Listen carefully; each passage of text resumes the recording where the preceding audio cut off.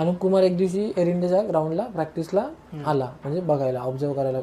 आता जसं की मी अशोक सरांनी माझं नाव सजेस्ट केलं, मग आता कोच तुम्ही आहेत तर तुम्हाला पण बघायला पाहिजे ना की कसा प्लेअर खेळतोय, काय त्या क्वालिटीचा आहे का. तर मग तेव्हा अशोक सरांचा माझा विश्वास होता. पण अनुप कुमार तेव्हा माझ्या मी टुर्नामेंट खेळून आलो होतो आणि माझा अंगठा एकदम सुजला होता एकदम, तर मला रेड वगैरे मारायला काही जमत नव्हतं. पण आता कोच आले तर मग सर बोलले थोडी प्रॅक्टिस कर, मुवमेंट कर, मी बोलतो. पण मी 2 पेन किलर घेतल्या आणि मग ती प्रॅक्टिस मी केली, तरी पण माझा पाय वगैरे दुखायला लागला.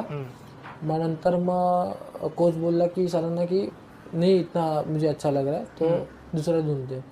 पण अशोक सर असं बोलले त्याला कि मैं ये माझ्यासोबत पूर्ण आमच्या टीमसोबत 2 साल से मैं आए ऐसे सोबत, मैं 2 साल के साथ इसके साथ पूरा 2 साल मैंने निकाला है, मुझे पता है ये बंदा क्या कर सकता है क्या नाही.